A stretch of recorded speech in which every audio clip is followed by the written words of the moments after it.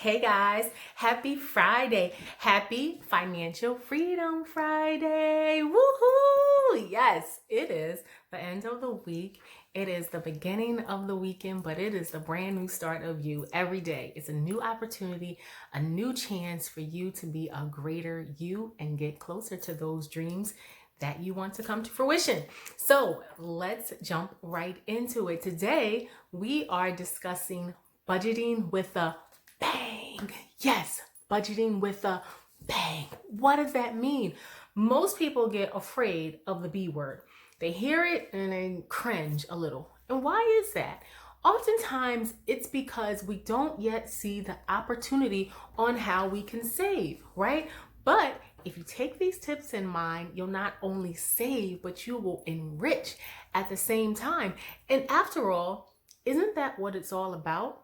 Having the quality of life that you want, having the opportunity to participate in activities and take trips that you envision for yourself and or your family. Being able to do when you say you want to do and not when someone else tells you when you have to do it or that you can't do it. That's financial freedom. That's Financial Freedom Friday. Getting you to that point where you can make all of these things come to fruition, see your dreams be realized, have those tangible results. So, budgeting with a bang. What does it all mean? Well, in project management, we have something that's called a triple constraint. And that triple constraint simply means that you have a guide in which to measure the project success by. So you have your scope, which entails the actual tasks or targets that the project is looking to meet, the objectives that this project will fulfill, the budget, how great or off are you from the budget set for the project? Are you overspending? Are you underspending? Is there float up or down? Do you need to get additional money because you've ran out way too early in the project? And then we look at what's called the timing of it all. How are you performing against the schedule? Is the project on time? Is it at risk for being out of time or being off schedule? These are the things that we look at in the project management world. And so that pretty much looks like this. You have at the very top, you have your budget and cost, you have your time and your schedule, and you have your scope here. So these are the things that we as project managers look at to make sure that we are managing these projects in effect to what they were designed to do, the cost in which they were designed to run us, and then the time frame in which they were due to be performed. And in that, you have something that's called quality, right? Because you need quality control. It's not just about producing tangible things, but are these tangible items of use? Are they qualitative, or did you just give more quantitative data, right? All right. Simple terms. Here we go. What I'm giving you today is budgeting with a bang, still using the very simple project management concepts, but now we're going to customize it to you. So what does that mean? If we're still looking at this triple constraint and we're still saying, how can we create an effective budget? Then we're going to look at three categories. We're going to look at our budget and our costs. We're going to look at our scope and responsibilities, and we're going to look at our timelines, in essence, our goals. And what are these things going to lead to? They're then going to lead to the quality of our lives. So quality of life, ladies and gentlemen, is what we are getting at. That's the point that budgeting with a bang will allow you to do. So let's break it down. Three things. Let's start very simply with the scope or the responsibilities, right? Who, when, how, what are you responsible for? Do you have a car note? Do you have student loans? Do you have an expense for your in-laws who have come to live with you? Do you have renter's insurance if you're a renter? Do you have a high electric bill that you're paying from last winter? Do you have children in which you have to provide daycare services for, Pampers, formula, clothes, right? So these are all of the things that you want to look at in terms of the scope. What responsibilities do you have? You have to identify those things because you need to know where your money is being allotted to, who your money is being allotted to, and how your money is then being disseminated. So that's going to be the category of your scope, right? And once you know that, who, how, what, and where, now you can say, okay, well, what am I delegating to my children? What am I delegating to my in-laws? What am I delegating to my children's daycare? All of these things. What am I then delegating to my automobile? Right? Because you're giving a portion of your money to each of these things, thereby delegating your scope away, right? They're taking on these who, what, whens, and hows. They're taking on a portion of your finances. Is that evenly distributed? Is it one area that's taking more so that the others are suffering? These are the questions that you have to ask as it relates to your scope and responsibility category. Now, when you get to your cost and you break down the cost that's related to each, that's then going to allow you to set your budget. And do you know why? Because if you use our needs versus wants template, then you can write down with your scope and your responsibilities what you need to pay for each of these items, what you need to pay to each of these individuals, what you need to pay to each of these entities, and if you have anything additional coming in. Do you have spousal support coming in? Do you have a part-time job that you're working? Do you have a business in which you receive a residual income in addition to your full-time job? So creating the costs and using the needs versus wants template will allow you to intertwine and marry those two categories together so that you can now have something visually to see, okay, this is what I'm responsible for, and this is how my money is being allocated to each of those areas, right? But now there's a third category. What is that third category? It is your time. What is your goal? How often do you have to pay from the cost to these responsibilities from your scope category?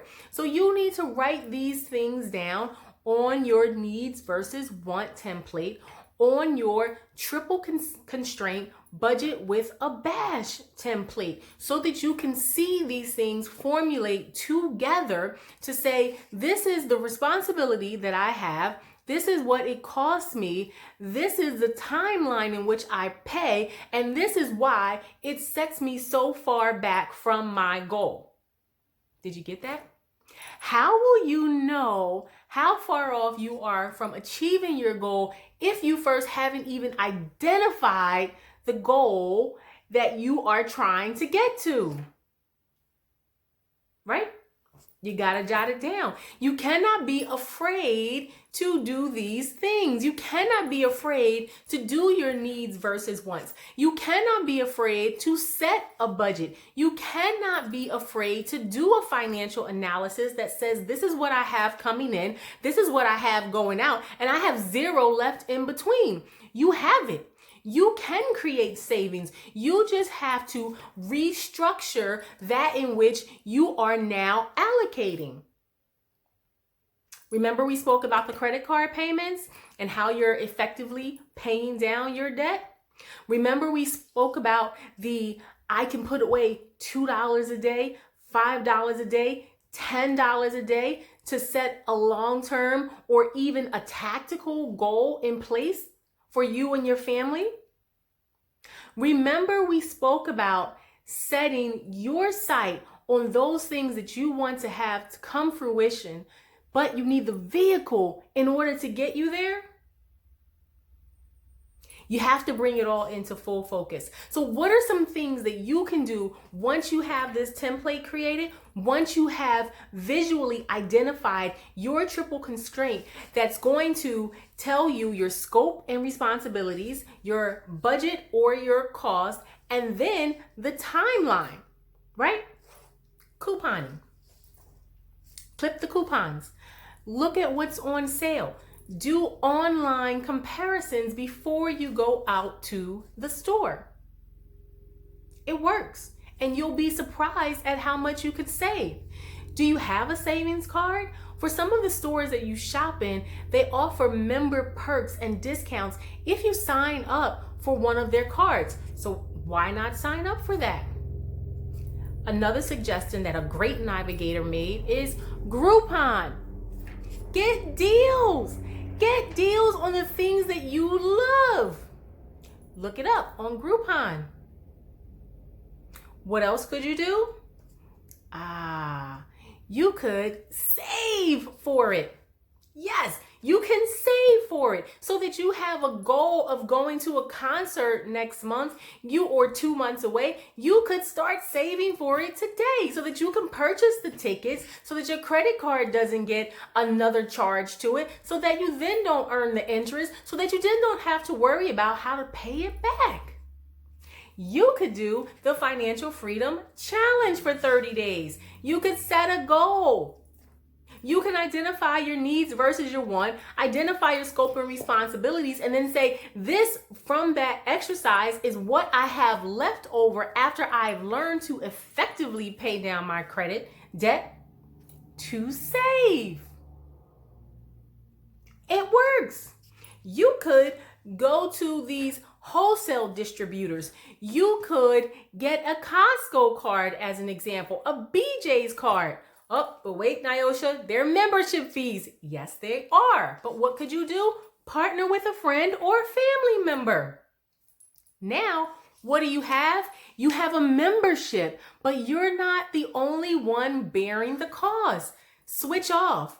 The memberships are typically annual, so 1 year you pay and your partner pays the next year.